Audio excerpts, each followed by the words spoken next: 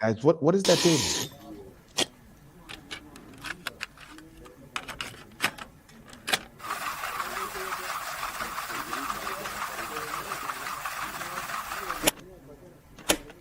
Have you seen that replay, buddy? All right, man, I'm done talking to you.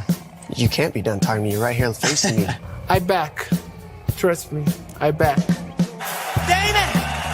60 G's, baby! But I'm not impressed by your performance. It's normal. Come on, guys. It's normal. You'll do nothing. You'll do nothing. I'm the man of the hour, Joe. Too sweet to be sour. What you see is what you get, and what you don't is better yet. I'm the women's pick. I'm the men's regret. And if you win against Chael Sonnen, you made a bad bet. I don't have much left to say other than you have seen nothing yet.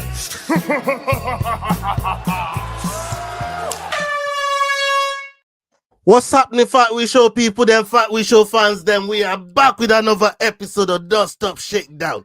And joining me tonight, I got Sterling in the house, I got Cross in the house, and I got HeadKickPod. These guys are standing at the table. But boy, we got something to discuss tonight, man. And salute to everybody that's joining us live, everybody that's watching on playback. Big up every single one of you. And make sure you're showing love to everyone on the panel, people. Hey, Sterling, how you doing, bro? You good? Bro, I'm telling you, this is my favorite part of the week, son. It makes getting through a Wednesday so much better when I can get home and chop it up with the boys, dog. We got a fucking banger panel today too, son. We got a banger card coming up, dog. We got some table movement. All right, we don't got one more head of the table no more, brother. We got two heads of the table, and they're below me. Explain to me what that means. Like, Yeah, what is that?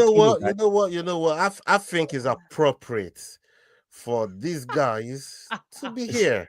Yeah, But facts. what is that Yeah. table though? Like, when did everything change? What happened to all my points? Like, for real? Like I saw this thing on Instagram. I ignored it because I thought it was fake news. I'll be honest. Fake news. Fake news. This ain't fake news. Cross is right there with you. Like, he got you in his crosshairs. And people like me, you know what I mean? We here to pick up the pieces. You know what I mean? Like, whatever pieces, whatever points I can pick up, you know what I mean, from the scraps. When Cross done dealing with you up there, you know what I mean? Like, boy, yeah. I take what I can get, you know what I mean? I need to get back up that table, though. I need to get back up. Did Leroy go back and make some corrections? I think so. Hey, but I don't know what happened, but I know I'm 2 points behind you. That's all I know. Both of you. So, hey, that's one dog of the week out of the way. God damn it. Come on. Thanks. Hey, Cross, how you doing, man? You feeling good after catching, being able to catch? You know what I mean? Man, I feel phenomenal. Y'all's tweaking. Oh yeah, it's not like get some good news on the ground. I'm just laying off in the cut. Just trying to figure out my picks, how I'm gonna move, and then boom, next thing you know, I'm at the top of the table. So I mean, I'm just gonna keep doing my thing. Keep my head down, keep grinding. But we just worried about where I'm going to end up. I need you to keep your head up where I can see it, so I can kick you when I get there, blood. That's where I need your head. Yeah. Like, keep your head up, man. Don't keep your head down. Keep your head up, bro. I mean, shit. Don't worry about none of that, man. Listen, I'm coming for that top of the table, man. For that top of the table, I'm coming for that spot right there. Right, we got some topics to talk about, people. But before we go ahead, I want to give a special shout out to our brother in Dubai right now, Adrian Sanchez. Go. Adrian Sanchez, Son of Thunder. Let's go. Over there on your Mokaev card. We're wishing you the best of luck. We know you go bring back the dub. Salute to you, my brother. Hope your preparations has gone well. If any of you's got message to Adrian, can drop it in right now, boy. Adrian, let's commit another homicide, brother. We need more fucking homicides from this man, son. This time we're walking it off, bro. This time we're walking it off, brother. You know what I'm saying? Even if you want to do a little Izzy Paulo Costa, you want to give him a couple pumps after, it is what it is, brother. Mark your territory. But all I gotta say is Son of Thunder all day in this hole, man. Adrian, get the fucking dub, brother. All I can say is I know it's going to be KO City. Let's get it, Rayo Sanchez. Another one in the bag. That's what you're going to get. Good luck for your fight this weekend. Shout out from Kick Him in the Head. Yo, I wish nothing but the best for Adrian Sanchez, man. I hope he go in there, fight his fight composed, and, represent himself in the way he wants to. At the end of the day, he already knows he got all our support. We're definitely behind you, pulling for you each and every day. And then afterwards, you got to come on the show, and then we're gonna chop it up. I'm gonna chop it up. And yeah, shout out to Yokai Gym as well, the gym that he trains with. All his guys are there with him. And yeah, man. Anybody that don't know Adrian Sanchez, go follow him on his socials, man. That brother is savage. Had him on the whether show, he's people. talking, whether it's fighting, he's savage everywhere. You know what I'm trying to say. So big up yourself, Adrian. We're gonna be rooting for you, and yeah, we can't wait to have you back on the show. You see, grimy. Okay. Yep, we put it on tonight. That's for sure. No Diddy. All right. We got a couple videos that Leroy's put together for us, and yeah, we're gonna go through it, and I'm gonna go around the table, get your takes on it. We'll start with Yao once this video is done playing. Let's get it. Patchy Mix came up short in his UFC debut over the weekend, dropping a unanimous decision to Mario Bautista. He faced heavy backlash from fans after the fight, with many criticizing his lack of head movement. His Instagram comment section is loaded with angry fans. Congratulations, bro. That was your first and last fight. Worst performance I've ever seen. Hopefully we never see you fight again. That was embarrassing to watch. One of the worst UFC debuts of all time. You deserve to get fired after that performance. Today, Patchy responded to the criticism. He posted this to his Instagram. He wrote, "Took the fight on 3 weeks' notice against a guy who's on an 8-fight win streak in the UFC. I don't hang my head. I'm proud to represent where I'm from. Most of you men that think you could give an honest assessment could never relate, especially these wrestlers."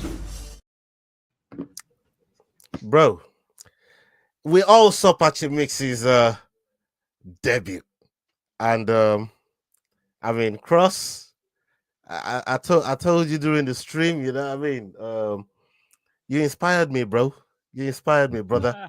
But I'm gonna come to Yao first. How did you feel about that fight right there, brother?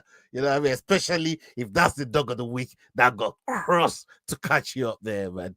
Bro, because we know who you picked. It didn't really work out for you. Look, I'm not sure about this catch-up. This table's still giving me trauma.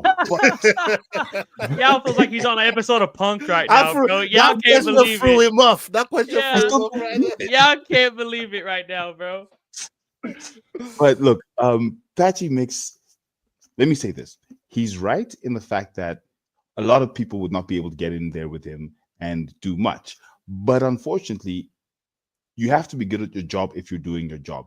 Yes, 3 weeks notice, but 3 weeks notice, we've seen, not that it should be something that's common, but we've seen guys taking 4-hour notice fights. That's Dan Ige, not complaining, still getting a bonus, you know? So saying I only had 3 weeks isn't enough for the fact that he didn't move his head. I don't buy that as a reason. That one purely sounds like excuses, although he has been out for 2 years odd. So I guess to come back that cold with only 3 weeks notice, maybe that might be a bit tough, but you know, I don't think he should excuse it. I don't think it's an excuse, but hey, it is what it is. It is the fight game at the end of the day.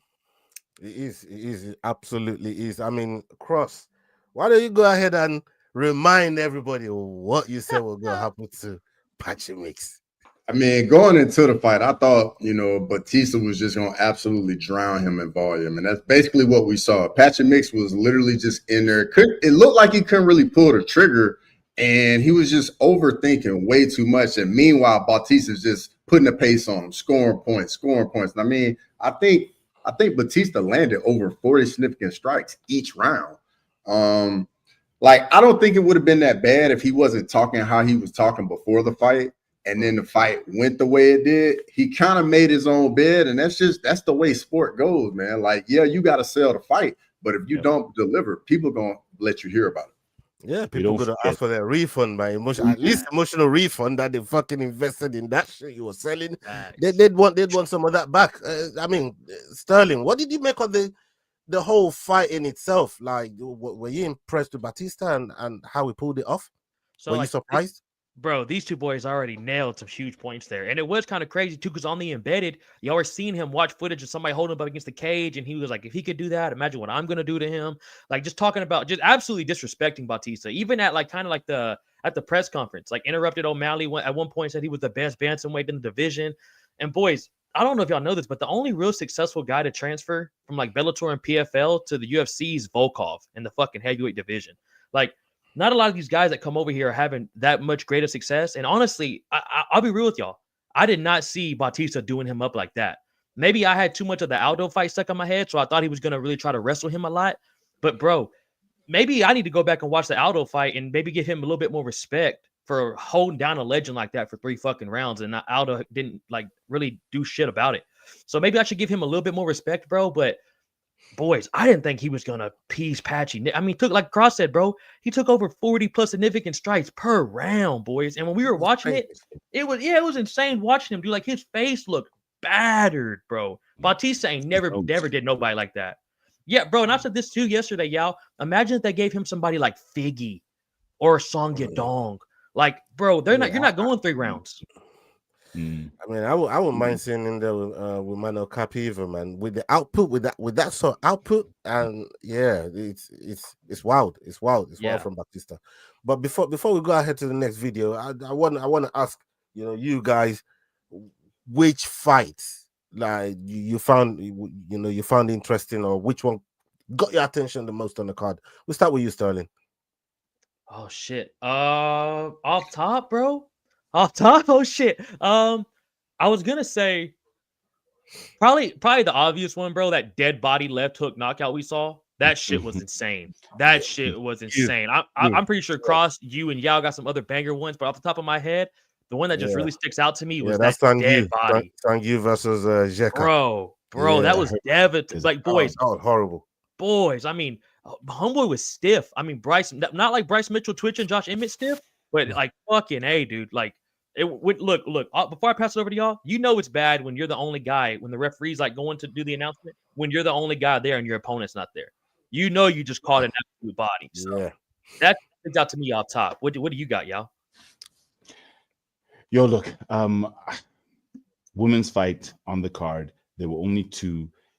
Kong Wang did great. She won her fight, but I have to give it up to Kayla Harrison. I think as much as we knew she was going to come in and do what she did, Julianna Pena literally gave her the blueprint by saying the only way you will beat me is by weight bullying me. And she did exactly that with her skills. I think she needed to do it the way she did it for us to be able to talk about her the way we're talking about her now. So for me, that really made the event for me. That made it like, okay, look, we've now got a new GOAT. Let's see if she can go further. And then obviously Merab versus Sean. Merab did the thing. So look, those 2 for me, title fights. I know it's cliche, but they delivered for me. Yeah. What about you, Cross? You got one on the card? I mean, I feel like mine's obvious with Merab just really putting his stamp on the bantamweight division. The guy's just been through everybody, and now he's in a place of rarefied air, just on the streak he's on, and he's fighting against UFC history right now, which is I don't think a lot of people would have expected from Merab Dvalishvili, like beginning of 2025. You know what I mean? So big respect to Merab. But another one, I'm kind of going to go a little bit of a negative way, but Waldo Cortez Acosta with the robbery win over Sergey Spivak. That was such bullshit. Oh my God. That was crazy. That's one that, I see. I mean, my man just mentioned Volkov just now, and I was thinking the same thing that happened to Volkov is literally what they did to this guy. Literally. It's crazy. But for me, I gotta give a big shout out to fucking Kevin Holland, bro. Like, let's go, Kevin Holland, dog. Yes, sir. I gotta give a big shout out to that brother. I mean, I didn't see him being able to submit Luque. That was a surprise for me because of how good Luque is when it comes to submission. So you think how good he is. Definitely, there's going to be some good defensive work from but they weren't. And Kevin Holland tagged him a couple times as well. Like that brother is legit. It's legit out here, man. And I like the way he handled his business in there against Luque. That was crazy. And the other guy that I'm gonna give a shout out to, obviously, Sterling didn't want to do it. Come on, I was about to do it. Yeah, Joshua Van. Joshua Van, bro. Hey, listen, the way this brother fights, come on, God damn. Also, That's why we always pick you on this show, brother. Yeah? Come on, dog. We Come pick on, you all the dog. time around. Yeah, Come on, dog. Hey, them H-Town boys ain't fucking playing, son. And then how about Joshua Van's nuts taking a fight on 2 weeks' notice against Royval, dog? He's fighting another Houstonian. It's gonna be Houston on Houston crime, son. 2 weeks later, Manel Cop pulls out. Fucking Joshua Van steps in. Gangster. Hey, listen, he is really about it, bro. Like, come on, bro. 23 years old. What do you think to that, Cross? Like, let me get your take on like. First off, for starters, the fight's gonna be an absolute banger. Like, I absolutely love the fight. The fight's gonna be phenomenal because Van just marches forward. It's all action, like sprawling ball, bro. We keeping it on the feet. We letting the hands what go. Moreno does, though, bro. Like, yeah, but I mean, hey, Royval's kind of toned it down a little bit recently. Like, he's not as wild as crazy, but the fight is gonna be amazing. But I will say this though. I like the activity. I know he's young, but the way Joshua Van fights, man, like he takes a lot of damage and he fights behind his chin. So, I mean, hey, it's a big risk. With big risk comes big reward. So, I mean, hey, I like it. You got anything on that, Yao, Joshua Van? And how quick he's moving through the ranks right now, bro. How active this brother is. It's crazy to me. You know what I mean? That gonna get mentioned as well. How and fighting dogs, fucking wild, fighting bad motherfuckers too. I just want to add one thing. If he gets a win, bro, he's the number one contender. Oh, 1,000%. Oh, 1,000%. If he beats Royval on 2 weeks notice after beating Bruno Silva like that, 1,000%. 23 ready for a title fight. Go ahead, y'all. My bad. No problem. Look, I agree with you guys completely. If you look at who he's beaten in his run so far, I mean, it's decent names. It's guys with old records, experienced guys, and guys who are hungry. So if he can beat Royval, I agree that he goes straight to the top of the line. I think his style is what's impressive, especially because of his age. He can walk through some shots that older guys just wouldn't rather not walk through or rather avoid. So they'd probably block or whatever, but he's always aiming for the finish. He's always trying to hit as hard as he can, and he can take shots. So I think for me, that's what makes it a very exciting matchup, in the fact that this kid is 23. He's amazing. He's going to be the next John Jones if he beats Royval and goes on to win the title. I mean, he's going to probably be the first 2000 born fighter to win a title. So, I mean, it's very exciting. I'm happy with how fast they're moving him ahead. And if he stumbles at the last hurdle, heck, he got there 23. It means he's really close. Who knows what he does at 25? Yeah, I mean, Sterling, what do you think to what Rob Rex says here, I was man? just They're about gonna to get split to the that, city, bro. Like, how does that look? What does that look like, bro? Bro, I'm so happy you pulled that up, Ola. I was about to say something to Rob. Bro, it's gonna be weird, right? Because like we've never seen Houston on Houston violence, especially like the way this is. Like I was saying last week, boys, we've been waiting for a Houstonian to get the title. So it's like, fuck, if it's not gonna be Derek Lewis, I'm cool with it being Joshua Van or Royval. Royval's already had a crack at it too. Let's not forget he went in there and he lost to Pantoja, but I like Cross said too, bro. He's got way better of a style now. He was heavy boxing. He was like the Nate Diaz of 125 to me. Like just walking down motherfuckers, shoulders forward, and would just box dudes down. And his cardio's insane. So him and Van, bro, this is gonna be, bro. It's such a weapon, dog. And what y'all was saying too, Van does take some shots. He didn't leave that Bruno Silva fight clean. Like he got hit with some shit. So and they need to be on the main card now too. 1,000% they need to be on the main card. 1,000%. Take Tafa down, pull Tafa down, and then replace them shits with them little dudes. Bro, you can make that the featured fight. Honestly, you can make straight that up the fight on the card. Straight up, bro, because we know it's gonna be a finish. If it's not gonna be a finish, we're gonna get 3 rounds of fucking violence, pure violence.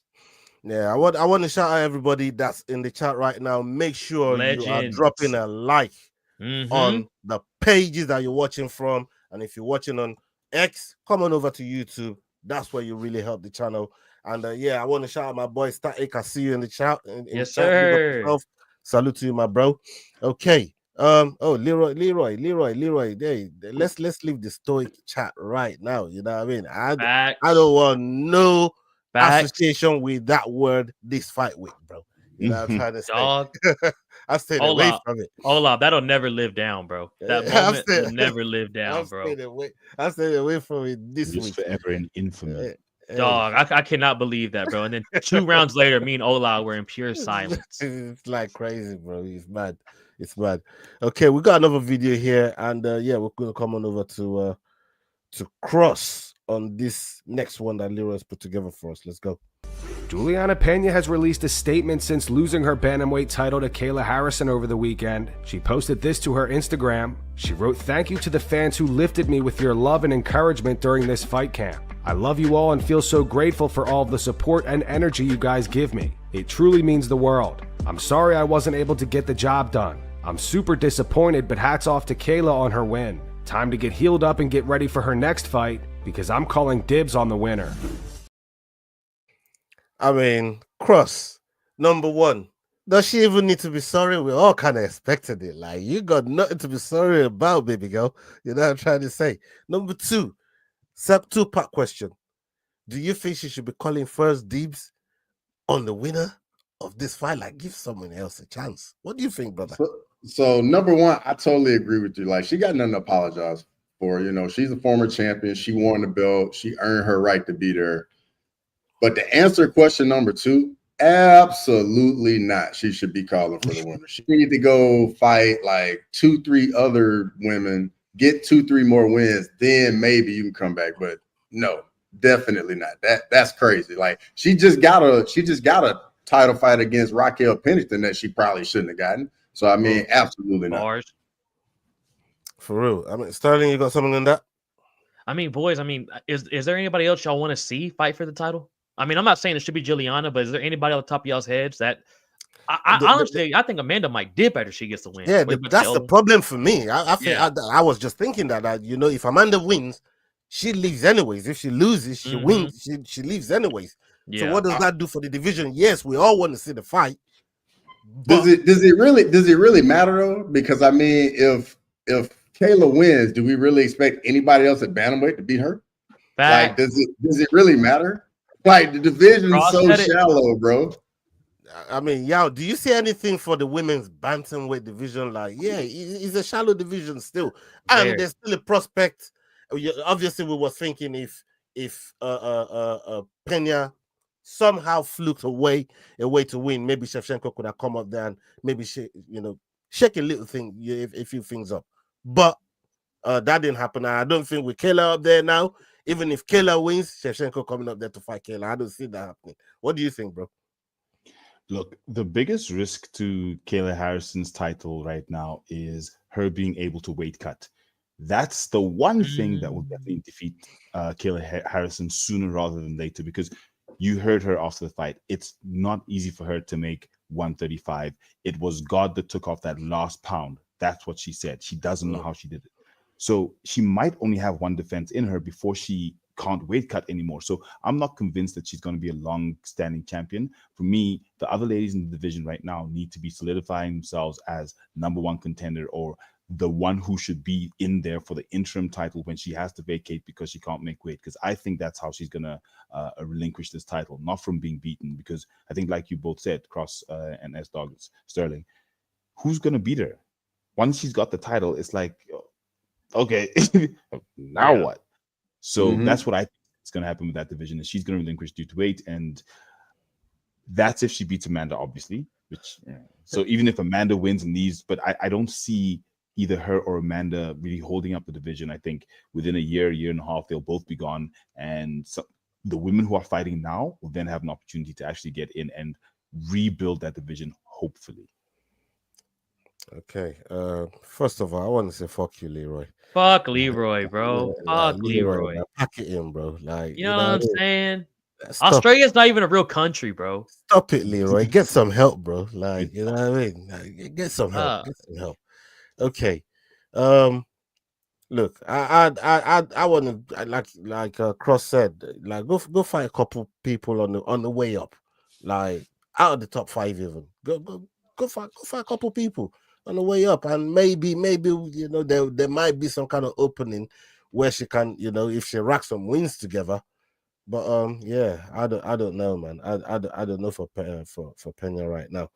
All right, we've got the next topic here. I go come to Sterling on this one. Let's hear it. Tom Aspinall gave his reaction to Dana White calling him the guy after UFC 316. Tom says there's news coming soon. And there you go, mate. Dana White saying Tom Aspinall is his man. Tom Aspinall's the guy. He's the guy. What's your thoughts on everything that's gone on this week? I think a lot of people come out and they see what I've said and they think it's some kind of media stuff. I don't do that kind of stuff.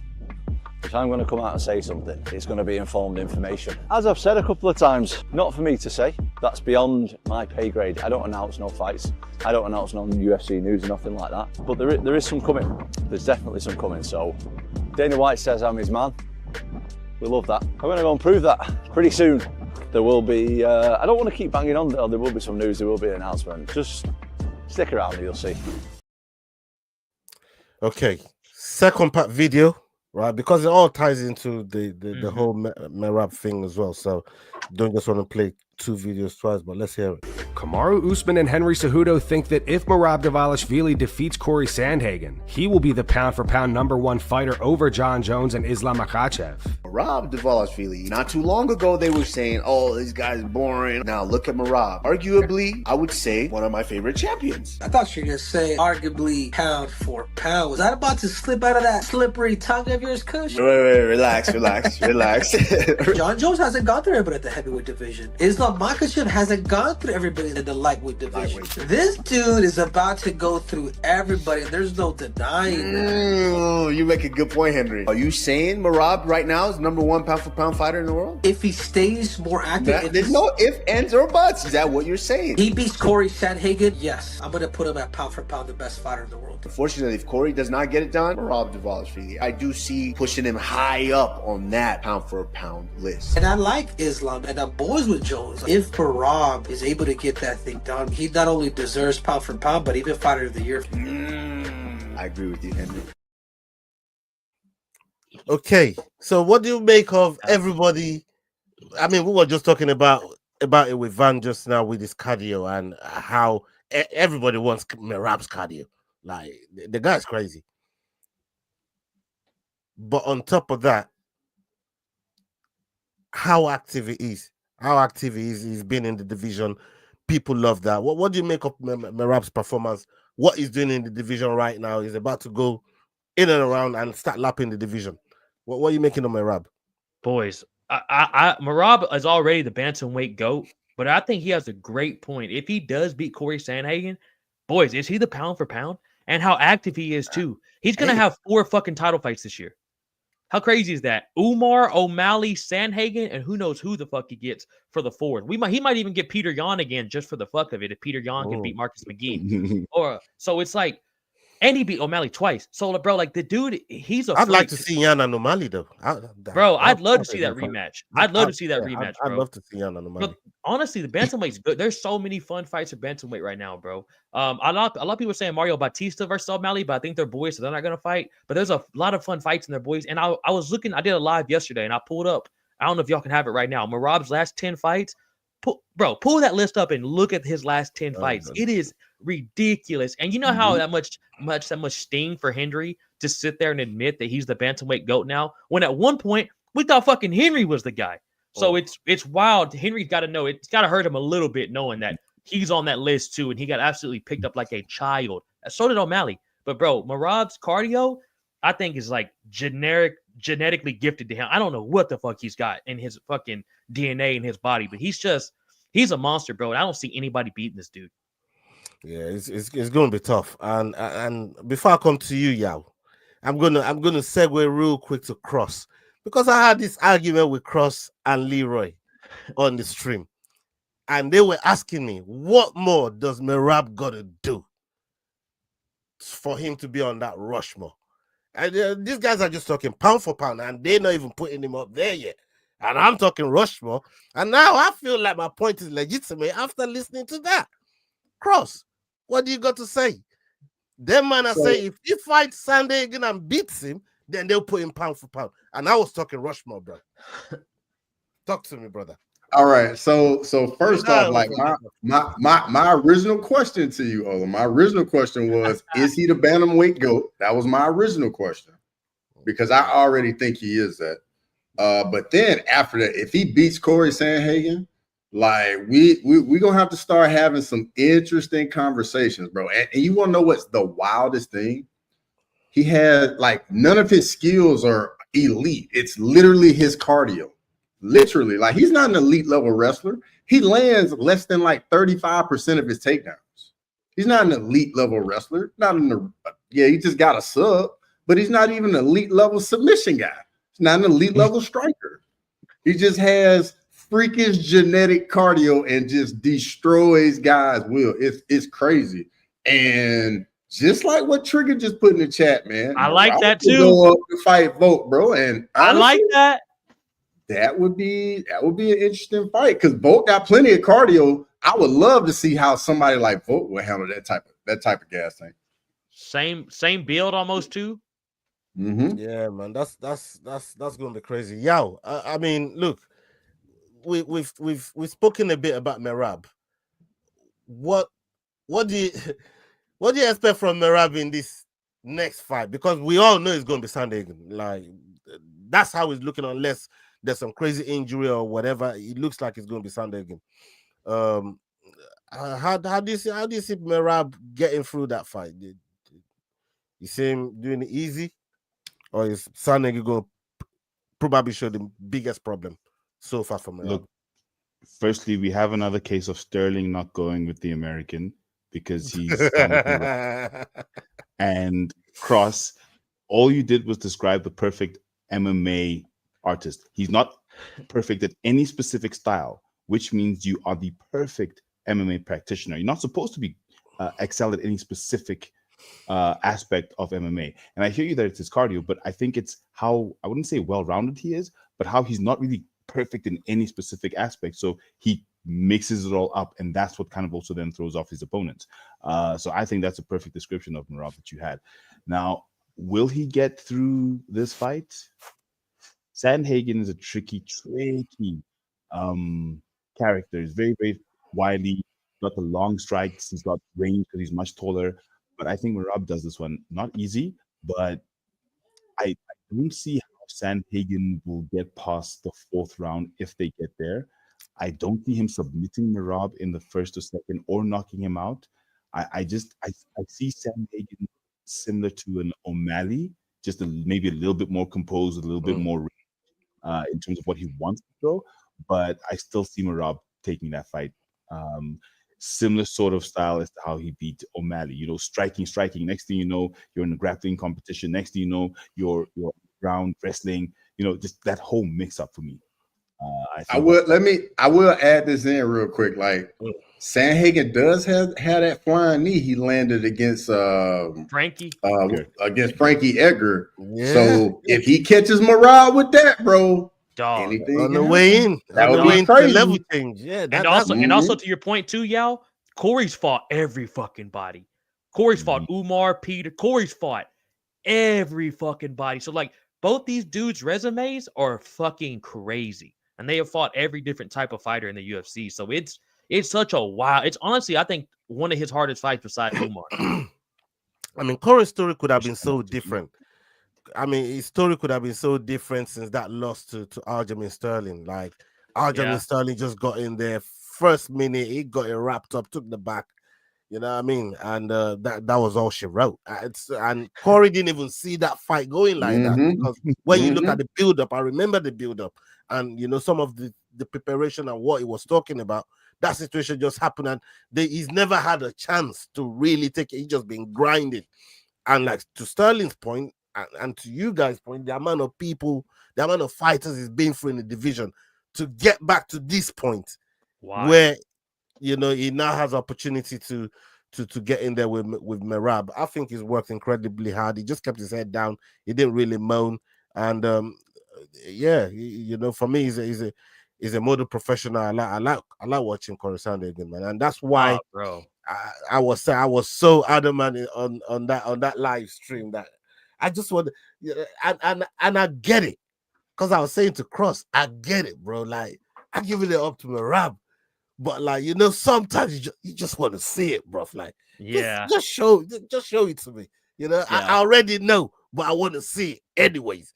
I'm trying to say, and that's what this Cory is different. You never know what you're gonna get in that fight with Merab. The thing with Merab though is you know what you're gonna get with Merab. It just relentless, just relentlessness. To be in your face. He's gonna take you down, treat you like a kid, carry you across the cage, go talk to Trump, all that type of shit. You know what I mean? So But Ola, Sandhagen did gas a little bit in the Umar fight now. Towards the end, he started to slow down in that fight a little bit now. It was 5 rounds. And we saw what Merab did to Umar's cardio now. That's why Merab's different. Cardio is a weapon. That's why his cardio is a weapon, bro. And you're right. But Cory's got. We've said this so many times, right, guys? Everybody that has to fight Merab, you have to try and get him out of there early. Because once it goes past first couple rounds, maybe even the first round, you might be doomed. And that's where Merab picks up. So that's a good point, Ola. I think a lot of dudes try to figure out how to like point fight him to 5 rounds or try to win decisions against him. I think that's a good point, bro. I think to beat him, you have to finish that little motherfucker. You need to get him out of there, bro. And because he got one of the fucking Mexican chains, and I know he's from Georgia, but boy, that brother can hit shots. You know what I mean? He can hit shots, man. You could tag him all you want. He's coming forward. Like, he's crazy. I've never really seen him rocked or anything like this. Mad. I think the only time I seen him was the Marlon Morales fight. Remember the Marlon Morales fight? Marlon had dropped him too. Cejudo did? Yes. Really? Marlon Moraes almost finished him in the first round, and then Cejudo dropped. Yeah. And then he broke Marlon. He broke Marlon, bro. Like you saw Marlon's spirit go. Right. But what I'm trying to say, and those are valid, right? But what I'm trying to say is ratio to want to take motherfuckers down. Yeah. To the amount of times he gets rocked or dropped. Insane. Is significantly disproportional. Yeah. It's madness. I mean, this guy done broken his own record of takedown attempts fight after fight. You know what I mean? Like what Merab does is, I really think only Merab can do that. Yeah, I can't think of nobody else that can at the pace that he does it. It's crazy. It's crazy. Look, we've got a couple more videos here. That Leroy's put together, and it's still about Merab. So we got more Merab chat. Leroy, you lazy bastard. He's got like 4 or 5 videos about Merab up in here. Fucking Merab Glazer, Leroy. Jesus Christ. It's crazy, bro. Like, come on, Leroy, man. You know what I mean? And then we go preview a little bit about the Usman and Buckley fight before we get out of here. And before we go, grab a little bit of a talk there with Blammy, Shadrach Usua, and Luke Michael as well. So that's getting dropped. That's coming down soon. So yeah, we go talk about a couple more topics once we get off this Merab. This Merab topic that Leroy has put together for. But let's hear what Leroy has put together here from DC. We'll come to you. Yeah, we're sticking with you. Daniel Cormier gives his reaction to Merab Dvalishvili beating Sean O'Malley once again. DC was highly impressed that Merab finished Sean this time, especially because it was the best version of Sean. It was an amazing fight card, and Merab showed again, he's the man, He beat the best version of Sean O'Malley. He beat the guy that was locked in. He beat the guy that was not playing the superstar. He beat the guy that was not here to put on a show. It's a guy that came ready to win. And Merab Dvalishvili really did smash him. He dominated him. He controlled him. And you can see O'Malley starting to wilt. But then for him to finish him like he did in the 3rd round is what's most impressive. Because we know that Merab is really good. What we don't know is that Merab can truly dominate in the way that he did. John Wood texted me before the fights and he said, I hope you're not buying into all this O'Malley hype. He's going to get smashed.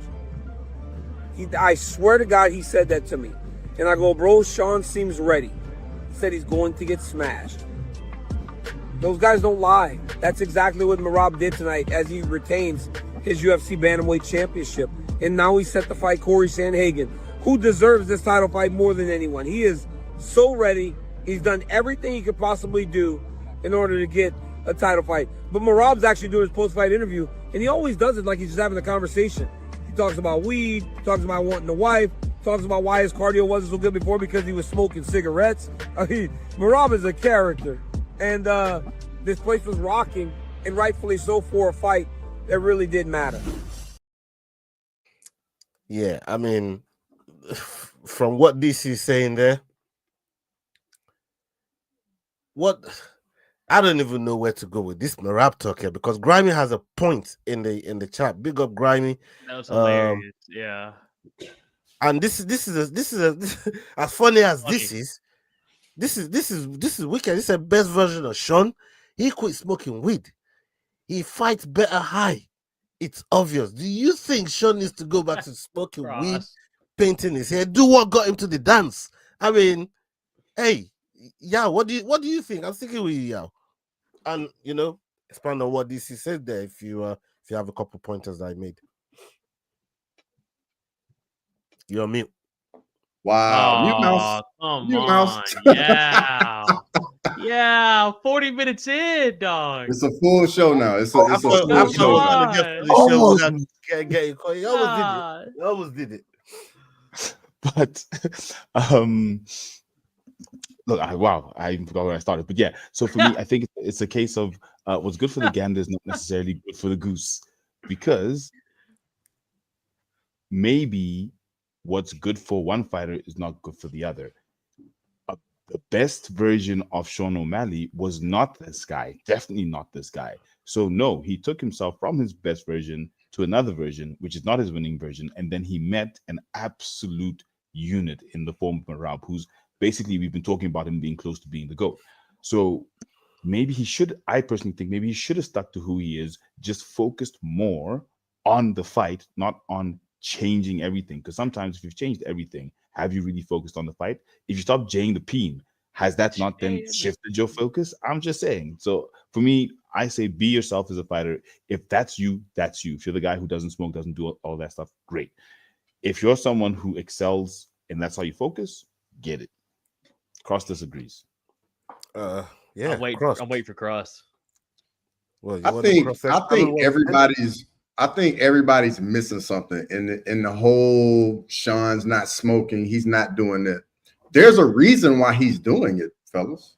That reason is Merab. He got locked in the octagon with him, and he got to experience it, and he knew he wasn't good enough, and he had to change something up. That's what we should get from it, guys. The reason why he made all those changes was because of Merab. Not because of he wanted to go on some journey. Like, no, he got in there and he realized Merab was a better guy. And I think that's the message we need to focus on. I mean, look what Grammy says here, Sterling. Sugar Neil couldn't out wrestle that animal. Why even try? I mean, we saw the build up, and some of the sparrings that that he got up to, and it looked like he was really in there grappling, and he was trying to learn how to do this shit. But we all know, I mean, at least fans of Sambo wrestling knows one thing. You ain't just jump in there and learn how to defend that shit. I mean, bro, what do you think, bro? It's I think Cross had a great point. Yeah, I think Cross had a great point there, bro. I think really like the main takeaway from this is how fucking crazy Merab is. That O'Malley changed his whole entire life for 6 to 10 weeks, and it looked worse than the first fight. It looked worse than the first fight. That's not even funny. I don't know why I'm laughing, bro. You talking about? You're a comedian, bro. What did I do? Oh, but look, it's just. And like fucking Yao said, no J in the peen either. I mean, boys, that is I don't care how many camps I'm in. Never mind. Let me stop what I was about to say. But you never gonna stop J in the peen. I never gonna stop J in the peen, brother. But it's crazy, dog. That O'Malley literally changed his whole character to try to get this done. He was trying to save up every drop of energy he had. That's another great point. Hey, bro, That's Isn't how that Cassie wild, be though? saving it for Diddy, bro. Like, hey, Diddy. Cassie, Cassie and Jane Doe, they be saving that shit and running it up to Diddy, man. Oh shit, this Diddy trial is crazy. I don't know if you learn the chat following it, but Jesus Christ, what the hell's going on in that court? It's wild, bro. It's fucking wild, bro. Bro. Some of the stuff you can't even believe like if it's real. You're like, are they making shit up to keep us entertained about it? Like this is fucking crazy. I can't believe some of the shit that I'm hearing, brother. The truth is stranger than fiction. Dog. Imagine the stuff we don't know about. Imagine, you know what I'm saying? Like,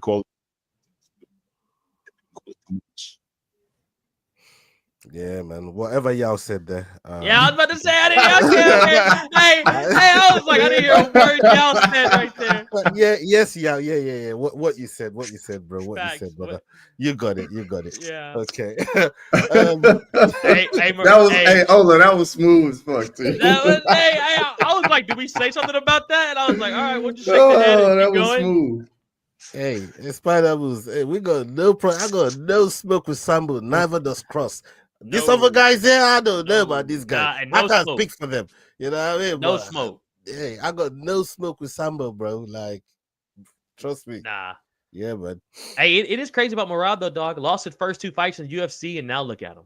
Fucking wild. Got beat by Ricky Simone. Ricky Simone put him in the guillotine. That's crazy. Fucking crazy, bro. That's mad. That's mad. Wow. Okay. Look, we got a fight coming up this weekend. Kamaru Usman versus Buckley. When this fight just first got made, I'm not gonna lie, I was trembling in my boots. I didn't want this fight for Usman. No. As the fight got closer, as the dates got nearer, as I start to see what's on the horizon, I thought, I started to feel giddy. I started to feel happier about this fight. I want this fight for Usman, for real.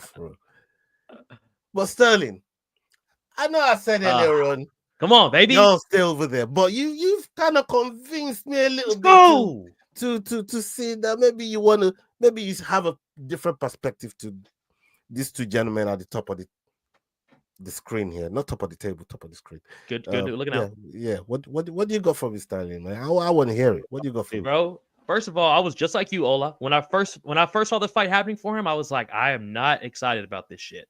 I'm not. You know what I'm saying? Like, there's a couple fights like that. You're happy for them to get a fight, a big name fight like this too. But you also know like what a motherfucker Joaquin Buckley is, boys. So and he's on a wild like streak right now. So the confidence he has already is insane. I mean, the dudes he's putting away and the scalps that he's getting on him is wild, bro. Joaquin gets better every fight. And Kamaru ain't fought 600 fucking days. Last fight was against Khamzat Chimaev, boys. Fucking crazy. But I'm telling you right now, dog, I think he needed that rest. I was listening to him in the media day before we hopped on. I think he's got a little bit of that, a little bit of that 50 Cent right now in him, son. A little bit of get rich or die trying in him right now, boys. And I think Kamaru's going to come out there and absolutely manhandle Buckley.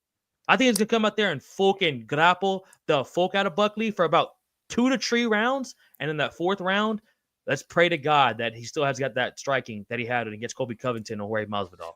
Somebody put something in the chat earlier on today, or was it yesterday? A kind of face, you know, like a stare down between Buckley and Usman, and there was a moment of Buckley being starstruck, being in front of Usman. You know what I mean? In that little face off there. I don't know if you guys saw it. But I mean, what did you think? Because we saw it with Cyril Gane. Like, you can't go in there and be a fanboy in front of a Nigerian nightmare now, can you? Talk to Mr. Yao. Talk to me about that. Look, I think from when we saw Buckley calling out Kamaru Usman, you know, after his flopped call out of Conor McGregor, we were like, what you doing? And then he came back and he won again. And he's like, Usman. And we're like, oh, that makes sense. I think from that moment, he's been on a course that he knows if he beats Kamaru, he is possibly next in line for a title shot. So coming up against someone who is as revered as Kamaru Usman. I mean, he's one of the reasons I became a super fan when we had the 3 African champions, him, Ngannou, and Adesanya. So I don't blame him for being like, oh shit, yeah, it's time for me to fight Kamaru, because it's Kamaru Usman, former pound for pound number 1 in the UFC. He's not, I mean, he is one of those fighters, and I don't think it takes away from what he can do and what he wants to achieve. Look at Israel versus the Spider, Anderson Silva. Same thing. Israel was like, shit, I'm finally fighting one of my idols, and Israel won the fight. So I don't think there's anything wrong with it. I think it shows respect to say, look, I'm hungry. And he said in his video, I'm hungry for what you got. That's it. I want what you got. All respect, but I'm coming for what you got. And that for me is him showing that he's coming for what Kamaru's got, but doesn't mean he's got any animosity towards Kamaru. Okay. Let me see if I can play what's in the chat. All right. No. Okay, a link. Let's see where that comes from. Yeah, we got a link there. To the I think it'd be to the bit we're talking about still. But what I'm not gonna do is attempt to do anything with this link before I blow this whole shit up. hey, Cross, I was sitting over here like I'm so excited for what's about to happen. I don't know what's about to happen. Don't play with me, Stanley. Hey, Stanley, bro. Ola knows better, bro. He knows better not to mess with stuff. I didn't know what you're about to do, bro, but I was like, let's do it. I was like, let's fucking do it. Like you said, push the goddamn button. Push the goddamn button, brother. Hey, no, I'm gonna slow down on that. But hey, good looking out for the link, though. Good looking out for the link. You guys go check out what's in that link. Shout out, Cushman. Yeah, man, big up Cushman. Salute to you. And big up Andrew Nance as well for the subscription. Big up yourself. Andrew. Make sure you're going around the table. You see them names there scrolling down the bottom there. Check out the links, man. And go show some love. Okay, Cross. Let me come to you now with this whole Buckley situation, because you really, throughout the whole time that the fight got made, even before it got made, you've been solid on your Buckley stance, and you standing on 10 on this situation right here. You give Usman no chance, like. No. I would never disrespect him like that and give him no chance. You have been for the last 10 weeks. No. Absolutely not. Come on, dog. Absolutely not. Bro, you've been dogging him for the last 10 weeks, brother. I've been the victim of that shit, bro. Yeah, I've been the victim. I've been on the end of it, bro. I remember it, brother. Yo, what are we doing? Hey, listen, I know what that shit didn't feel good, bro. Like, no, you did it wrong, bro. You been dogging it for the last 10 weeks, bro. Let him know. Now the fight's close. Now the fight's close. You want to tell me? Oh yeah. Oh, I respect Usman first of all. No. We ain't buying that shit. Go. Stay over there, Cross. Stay the fuck over there. Yeah. We don't want you over here. Stay over there. Show me your shirt, baby. Let him see it. Let him see it, Ola.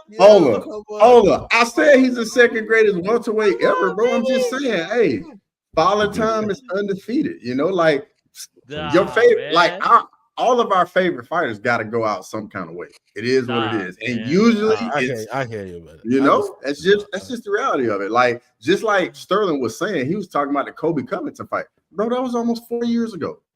Like, come on, like we got to be real now. We got to be real. Father Time is undefeated, and bro, the next generation at welterweight has beaten all of the old generation at welterweight. Every single one of them. Leon Edwards, Wonder Boy, Kobe, everybody. They've beaten them all. Gilbert Burns. This is just, it's like the wheel of the UFC. Like.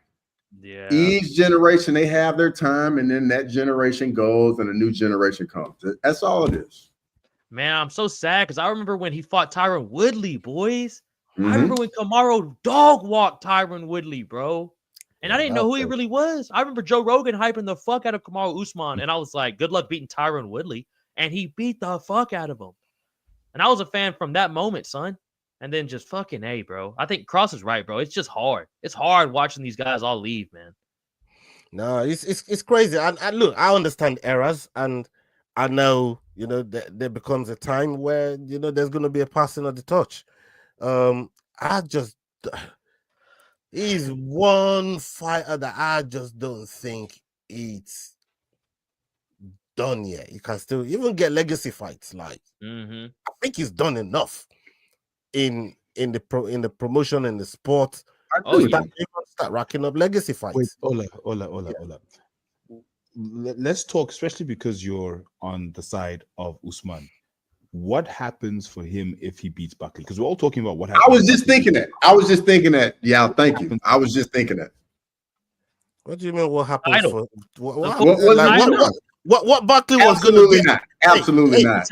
Hold on. Absolutely not. Absolutely not. Stop. He's going to get the same price Buckley was going to get. Hey, Stanley, you speaking my language, bro. Strap season, bro. Hey, Stanley. Hey. Strap season. That's wild. Absolutely not. JDM, Kamaru, he just lost his last 2 title fights. What are we doing? Yeah, JDM, Kamaru Usman, December, last card of the year. Listen, the next guy that's supposed to fight for the title, the next guy that's just about to fight for the title against DDP. He got away with murder. Yeah, Chimaev, we needed two rounds, and he's just about to fight. Yeah, he beat Usman. Well, he should have negotiated for 5 rounds. We know 2 more rounds. Now we saying what if? Now we saying what if? Now we're saying what if? No. It's not about what if. It's not about what if. It's not about what if. But what I'm saying is that the same guy that Usman went toe-to-toe with, at a higher weight class, is just about to fight for the title. And Chimaev has come out and said that was his hardest fight today. His hardest fight, bro. Yeah? And now you're telling me Ola, we're not going for the title. We're not going to act like Styles make fights. The hardest fight. We're not gonna act like Styles don't make fights. Like Styles and Ola, Styles make fights. That was the time when Kamaru Usman had like 100%. I just say over there, Baton Rouge. Come on, man. What are we doing? What are we doing now? Over there in Baton Rouge. Come on, man. All I'm saying is Usman got mauled in the first round, 10-8. Used to have like 100% takedown defense. That went out the window. But yeah, Styles make fights like, hey, Kamaru Usman fought well. He almost won the fight. I get it. But there are Habib, your boy Habib said it best. There are no 2 primes. Fighters don't have 2 primes. Usman had his prime. He lost his last 2 title fights. I'm not mad about this fight, though. I'm not mad about this one. I'm not mad about this. I like it. I'm not mad. I'm not mad I about like this. it. This one, I like grimy. Hey, Grammy. Hey, you know what? That's a good shout. I'm not mad about that. Yeah, I like it. Because then he takes out 2 young dogs, takes out Joaquin and takes out Ian. I think y'all getting ahead of yourselves personally.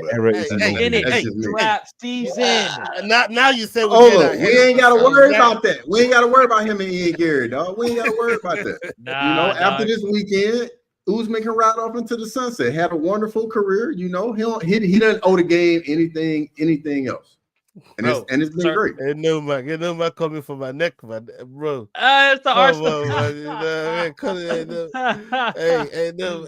on, bro. Come on, dog. Yeah, but I'm here, bro. I'm here every week, brother. That's the CEO, baby. I mean, serious. Big up yourself, though, no, Mark. Make sure you hit that subscribe button, brother. I'll see you roll in. Big up yourself. Okay, look, I get everybody's reservation about Usman. I get it. You know what I mean? People got that reservation, but I'm just saying, if Buckley was going to get a prize if he beats Usman, I think Usman deserves the same prize. If he beats Buckley, especially if he beats him impressively, especially if he does it in an impressive manner. If he starches him, bro.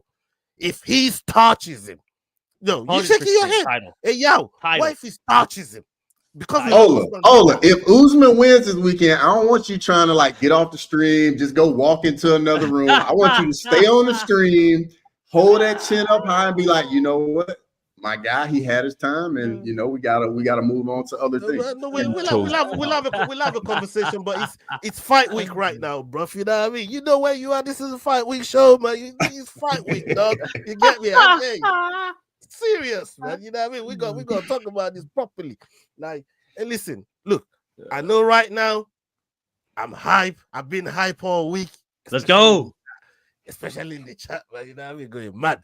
But I gotta come back to earth come Friday when that fucking Friday night is going. Friday night is gonna be techie for me. It's gonna be, so you're not gonna have to bear with me, man. Nah, don't you do that. Hola, do not put Kamaru needs to be your underdog of the week, bro. Your cussies. Let's go. Of course. That's you gonna throw him under the bus. Watch. Don't do it to Kamaru. That's what throw him under the bus. Don't do it, Ola. What for Buckley? Come on now. Come on, dog. You know what I mean? No. I'm not doing that, man. Yo, we got the build up of Luke Michael and Shadrach Blamey Usua. We've had both of them on the Fight Week show before, good friends of the show. More so nowadays, Shadrach, you know what I'm trying to say. Always shows love, always show time. How you feeling about this fight? And I know both, but you're close to both of these guys as well. So I don't want you to say nothing crazy because we know they see shit. We know they're watching. But tell me, don't you know, I'm just saying don't do a Kraken. Talk to me. Yeah, don't do a Kraken. Just about to say, Kraken's not here, so there will be no madness. And even yesterday, I had him on my show, and I said, listen, let's talk about this fight, but I will accept no young gun disrespect. And they still went ahead. But the point is, it's a tough fight for both guys. Both guys. Blamby hasn't gone against someone who's got the wrestling prowess of Luke, who has the pressure wrestling. Submission wrestling, I call it. You know, they just wrestle you and then eventually try and submit you. And Luke hasn't fought someone as strong as Shadrach. I want to say ever, definitely in a long time, but maybe ever. He's never fought someone as strong at middleweight as Shadrach. A lot of the guys at middleweights in the EFC as well are normally like welterweights that are like just kind of pretending middleweights. So it's different to fight Shadrach. It's a real middleweight. How do I see it going? Jax as well, bro. Like, bro, that brother is Jax unit. So yeah, look, I'll drop my predictions closer to the time, but look, that's going to be a great fight. Both guys are definitely going to bring it. There's some underlying beef from when they were supposed to have fought last year, so they're solving it not just in the hex, but also personally because there's some real beef. Like when you hear the story, there's some real tensions behind this fight. So I'm very excited about it. I mean, Sterling and Cross, you both know these guys. You see what they're doing over there in the EFC. You know, you've been around, you know, Shadrach more so. How are you feeling about him? You know, I mean, going against somebody like Luke Michael, that, you know, his grappling prowess is crazy the way he handles people. His record doesn't say so, but when you look at what his body of work in the cage, especially some of his wins, is pretty good. But so the Shadrach, what's your thoughts going into the fight? Cross, go ahead. Yeah, Cross. Well, first off, I wanna thank you and y'all for even introducing me to E. Like, because I didn't even know about it before I came across y'all, and I was like, "Oh, it's another fighting promotion to check out and get a chance to watch." So first off, I really appreciate that, and it's always good, man. You know, you get to interact with these guys, and they go in there and compete, man. You always want to see them do the best, but you know, in a tough matchup like that, man, like I want to see them both go in there and just have a good fight. Both of them give it all they have and leave nothing outside the octagon. Just have no regrets and just give it all they got. I mean, at the end of the day, the best man gonna win. Yeah, man. Sterling, you spoken to Shadrach at length, and you know what that brother you know what that brother is capable of doing. Yeah. I mean, not to ask you to like pick a pick a winner or whatever. But like, how do you see Shadrach like imposing himself? Because his camp has been pretty busy and he looks ready for this thing, man. He's been after it for a minute. It's time to settle the beef between both guys. Bro, Big Shad's a fucking unit. And that's a good point that Yao said about middleweight, because I think Luke Michaels is a more natural welterweight. To me, being honest, just from what I've seen. Even he's honest about it. Yeah. You know what I'm saying? And he's going up a fight against a dude like Blamby, who I can see fighting a light heavyweight, son. So and it's just my boy. I don't want to give a pick. So kind of like what Cross said, bro. I just want to see a banger fight. I know Yao's gonna be there too, so I'll be getting the fucking live exclusive footage from Yao, baby, on that Instagram live. So I can't wait for that. And when is the fight? Is it this weekend? It's the 4th of July. 4th of July. Ooh, shit, America, son. Oh, on the 4th of July. That's not how it goes. Hey, I love that. Hey, but also what Cross said too, though. Shout out you boys for putting us on these EFC dudes, like Adrian. Like meeting some of these dudes have been fucking cool as shit. Black Panther, Adrian, Black Panther, Kraken. Bro. Yeah, Emmanuel. He's not EFC, but Emmanuel Ojo. Like I wouldn't meet these dudes without you boys. And it's been cool watching their careers go too. And EFC is pretty solid, bro. It's a pretty solid promotion, people. Y'all need to tune in, man. It's not bad, man. I like it. Okay, people. Hope you guys been hitting the likes. Make sure you're driving the likes up, people. Salute to every single one of you that's been locked in with us. We've been around the block on the topics. Make sure you're dropping your comments if you're watching on playback as well. Follow the guys. We've got the links down there in the description. Making the Walk, the Rambling Dad, HeadKickPod, MMANomaly. You know what I mean? The Fight Week Show, SDAWGSMMA, Crossover MMA. That's our squad right there. You know what I mean? Make sure you're showing love to the guys. And you know what? I might be doing a rare one this weekend because I don't really do fight night watch along like that. But it's my boy. It's my boy Usman, you know. So hey, you know what? I'm thinking about pulling up, but I think I'll go pull up. Let's go. I think I'll go pull up. You know what I mean? I go pull up, man. How can I not pull up? The CEO, baby. Yeah, man. Come on, let's do it, man. Let's do it. So yeah, if any of you is up for the watch along, yeah, let's put it together, man, and do it, because it's gonna be a good one, man. It's gonna be a good one. I've been waiting a long time. Hey, he's secretly nervous now. Don't get it twisted. He's nervous. He's nervous over there. Hey, don't let him fool you. He nervous right now. Oh shit! You can't fool me, Ola. It's hard work right now, but we're gonna get through it. We're gonna get through it, man. We're gonna need a speech Friday, all after the prediction show. We're gonna need a speech tomorrow. We're gonna need a hype speech. Brother. I told you Friday. I told you prediction show is gonna be techie. I told you that already, man. That's gonna be techie. But I'll save everything for the watch along. Now that I put it out there that I'm going to be doing a watch along, I'll go save everything for that one there. So people, make sure you pull up for the Friday prediction show and the watch along Saturday night for the Kamaru Usman versus Buckley on the weekend. It's a big card, so make sure you pull up for that one there. And thank you guys for pulling up. Salute to you. Thank you very much as always. And yeah, we out. Hasta la vista. Gone again.